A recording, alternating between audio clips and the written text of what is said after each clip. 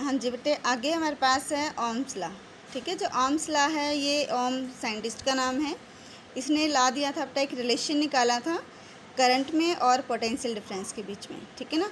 और उसने क्या क्या कहा था बेटा कि जो करंट होता है ना बेटा, वो हमारे पास पोटेंशियल डिफरेंस का क्या रहता है बेटा, डायरेक्टली प्रोपोर्शनल होता है। ठीक है ना।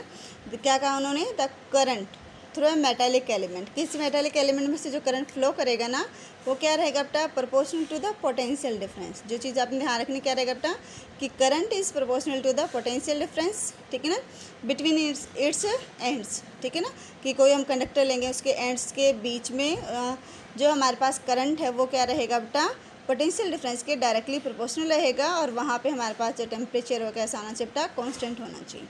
ठीक है, दैट मीन्स हमारे पास जो करंट है वो क्या रहेगा, प्रोपोर्शनल टू पोटेंशियल डिफरेंस। ठीक है ना। तो current I proportional to V, या फिर वी हमारे पास क्या रहेगा, आई के प्रोपोर्शनल हो जाएगा। जब हम प्रोपोर्शनल के साइन को हटाते हैं तो हमारे पास क्या आता है बेटा, इक्वल टू और एक कांस्टेंट आता है। तो जब हम इसको हम हटाएंगे तो हमारे पास क्या आ जाएगा बेटा, V is equal to R I, जहाँ पे हमारे पास आर क्या है बेटा, रेजिस्टेंस है। आर क्या आ जाएगा बेटा, रेजिस्टेंस आ जाएगा। अब ये जो रेजिस्टेंस है, अभी हम आगे करेंगे, इसे है क्या, ये कॉन्स्टेंट है। ठीक है, इसका मीनिंग क्या होता है वो हम बताते हैं आगे इसमें। तो यहाँ पे हमारे पास क्या आ गया बेटा, एक फॉर्मूला आ गया, v is equal to I R. ठीक है ना। पहले हमारे पास क्या आया था बेटा, v इज इक्वल टू क्या आया था, W/Q।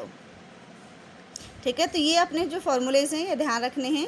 ये भी हमारे पास पोटेंशियल डिफरेंस है और ये भी हमारे पास क्या बेटा, पोटेंशियल डिफरेंस है। ठीक है ना। तो दोनों ही फॉर्मूले हैं सेम, दोनों ही भी ये हमारे पास किसकी टर्म में है, करंट और रेजिस्टेंस की टर्म में, ये वर्क डन और चार्ज की टर्म में। ठीक है, अब इसमें आ गया था बेटा कि ओम्स लॉ का जो वेरिफिकेशन है वो कैसे होता है। ठीक है ना। तो वेरिफिकेशन के लिए डायग्राम बेटा आपने ध्यान रखना है। ठीक है ना। ये हमारे पास क्या रहते हैं बेटा, बैटरी रहते हैं। यहाँ पे कौन सा टर्मिनल होता है, पॉजिटिव होता है। ये कौन सा टर्मिनल होता है बेटा, नेगेटिव होता है। ठीक है ना। ये हमारे पास क्या है, स्विच है, की है। ठीक है, ये हमारे पास वो एलिमेंट है जिसमें से क्या है बेटा, करंट फ्लो कर रहा है। ठीक है, जो वोल्ट मीटर होता है, ये वोल्ट मीटर है जो इसके साथ किस में जुड़ा होता है बेटा, पैरेलल में जुड़ा होता है। और ये हमारे पास एमीटर है जो करंट को मेजर करेगा, ये इसके साथ किस में जुड़ा होगा बेटा, सीरीज़ में जुड़ा होता है। ठीक है ना। अब जैसे यहाँ से हम क्या करेंगे बेटा, स्विच ऑन करेंगे। ठीक है ना, तो इसमें से करंट फ्लो करेगा। करंट की डायरेक्शन क्या रहेगी बेटा, हमारे पास पॉजिटिव से नेगेटिव की तरफ रहती है। ठीक है ना। अब हमने इसमें क्या करना है बेटा, कि जैसे हम स्विच ऑन करेंगे तो यहाँ पे हमने देखना कि V का जो हमारे पास वैल्यू है वो कितना है और I का वैल्यू कितना है। दोनों की वैल्यू हम नोट करेंगे बेटा। उसके बाद हम V की वैल्यू को इंक्रीज़ करेंगे। उसके बाद फिर हम I की वैल्यू को नोट करेंगे, एमीटर में से करंट की वैल्यू को नोट करेंगे। तो हम देखेंगे बेटा कि जिस तरीके से हम इसको बढ़ाते जा रहे हैं ना बेटा, तो हमारे पास जो रहेगा कि V का जो वैल्यू आएगा हमारे पास, और जो हमारे पास I का आएगा। ठीक है ना। तो इन दोनों का हमारे पास जो रेशियो रहेगा बेटा, वो हमारे पास क्या रहेगा, कांस्टेंट आता। हर बार वो क्या रहेगा बेटा, कांस्टेंट आएगा। ठीक है, दैट मीन्स जितनी भी वैल्यूज़ आएंगी हर बार जब आप उनका रेशियो लोगे तो हमारे पास वो क्या आएगा बेटा, वैल्यूज़ वो क्या आएगी, लगभग सेम आएगी। ठीक है ना। या फिर आप जब उसका ग्राफ ड्रॉ करोगे ना बेटा, उसका ग्राफ बनाओगे इसका, तो उसमें क्या आ जाएगा बेटा कि इधर आप क्या लोगे, एक्स वाले पे आप वी लेना है वोल्टेज या फिर पोटेंशियल डिफरेंस लोगे। इधर आपने क्या लेना बेटा, करंट लेना है। क्या लेना बेटा, करंट आई लोगे आप। ठीक है, तो उन दोनों का जो हमारे पास रेशियो क्या आ जाएगा बेटा, हमारे पास एक स्ट्रेट लाइन आएगी। ठीक है, यहाँ पे क्या आएगी, एक स्ट्रेट लाइन आएगी। दैट मीन्स दोनों का रेशियो है वो हर जगह पे क्या रहेगा बेटा, कांस्टेंट रहना। ठीक है ना। तो यहाँ से आप इस तरीके से जो है हमारे पास यहाँ पे वैल्यू लेके यहाँ पे वैल्यू नोट करके आप आर की वैल्यू क्या कर सकते हो, फाइंड आउट कर सकते हो। ठीक है बेटा। तो ये हमारे पास क्या है, ओम्स लॉ का वेरिफिकेशन है। और ये डायग्राम आपने बेटा ध्यान से करना है, क्योंकि कई बार इनके जो कम्बिनेशन है बेटा उनको उल्टा सीधा करके पूछ लिया जाता है कि इसमें गलतियाँ क्या हैं। ठीक है, तो आपने ध्यान रखना है, वोल्ट मीटर हमारे पास हमेशा किस में होगा, पैरेलल में जुड़ेगा। जो भी हमारे पास एलिमेंट या कंडक्टर होगा, और दूसरा जो एमीटर है वो किस में जुड़ेगा बेटा, सीरीज में जुड़ेगा। ठीक है, रेजिस्टेंस, जो रेजिस्टेंस है बेटा वो क्या होता है। ठीक है ना, रेजिस्टेंस क्या होता है बेटा, which resist the flow of current. Resist का मतलब होता है बेटा विरोध करना, रोकना। ठीक है, जैसे या फिर अपोजिस। ठीक है, तो रेजिस्टेंस क्या होता है बेटा, कि जो करंट के फ्लो को रोकता है या विरोध करता है उसके फ्लो का किसी कंडक्टर में से, तो उसे हम क्या नाम देंगे बेटा, रेजिस्टेंस। जिसका सिंबल क्या होता है हमारे पास, आर होता है। ठीक है, आर का फॉर्मूला क्या आता है बेटा, V/I। हमने पीछे क्या किया था, V is equal to I R किया था। ठीक है। ओम्स लॉ के अकॉर्डिंग हमारे पास ये चीज़ थी। अब यहाँ से हमने आर की वैल्यू निकालनी है, तो वी जो आई इधर आएगा तो इसके बाई में हो जाएगा ये, तो हमारे पास जो आर है उसका जो फॉर्मूला है वो क्या हो जाएगा बेटा, वी बाय आई। ठीक है। और इसका जो एसआई यूनिट है वो क्या होता है बेटा, ओम होता है। क्या रहेगा, ओम। ओम जो साइंटिस्ट का नाम है, उसी को ऑनर करने के लिए इसका जो भी यूनिट है वो क्या दिया गया था बेटा, ओम। और इसका जो ओम का सिंबल है वो इस तरीके से होगा बेटा, थोड़ा सा, ठीक है ना, थोड़ा अच्छे से बना लेना। ये हमारे पास क्या रहेगा बेटा, ओम का सिंबल रहेगा। अब हम देखते हैं बेटा कि अगर हमने 1 ओम को डिफाइन करना है, तो यहाँ पे 1 ओम वोल्टेज को या पोटेंशियल डिफरेंस को हम किस में मेजर करते हैं, वोल्ट में ही करते हैं, तो 1 वोल्ट।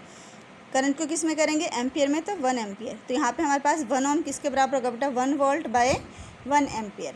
अब इसको अगर हमने डिफाइन करना किस तरीके से करेंगे बेटा, कि जब किसी कंडक्टर में से, ठीक है, क्या होगा बेटा कि उसके अंदर क्या होगा बेटा, जो पोटेंशियल डिफरेंस है वो कितनी होगी बेटा, 1 वोल्ट होगी, और उसमें से जो करंट है ना कितना फ्लो करेगा बेटा, 1 एम्पियर।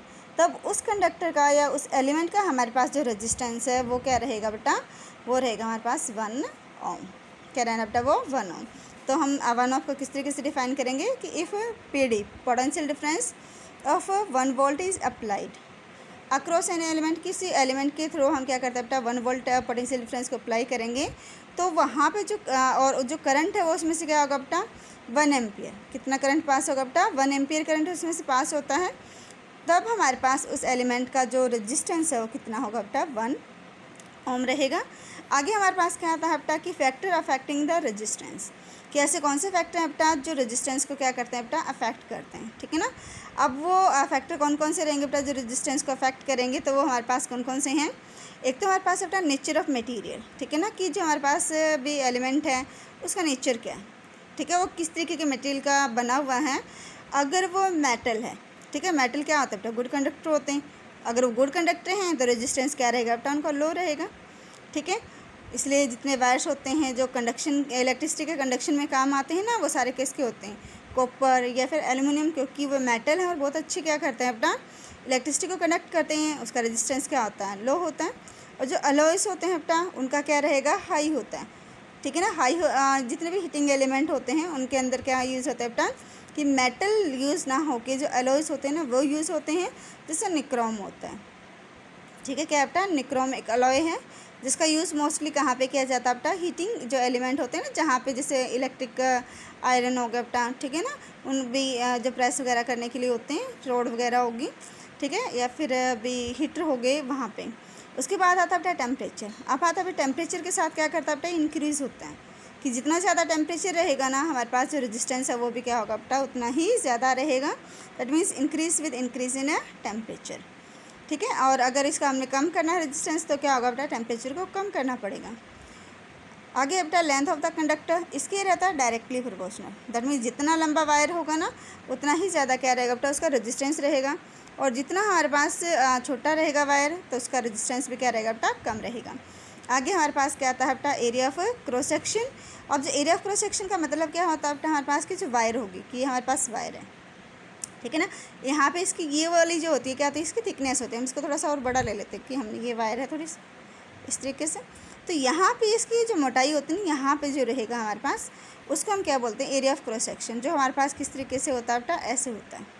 ठीक है। सर्कुलर शेप के अंदर होता है। इस चीज़ को अगर हम यहाँ पे देखेंगे, ठीक है, तो ये इसका जो एरिया रहेगा ना बेटा, उसके क्या रहेगा, ये हमारे पास इन्वर्सली प्रोपोर्शनल रहेगा। क्या रहना बेटा, inversely proportional. That means R is inversely proportional to A क्या हमारे पास एरिया ऑफ क्रॉस सेक्शन है। अब एरिया ऑफ क्रॉस सेक्शन हमारे पास ये सर्कुलर के अंदर है, तो हमारे पास क्या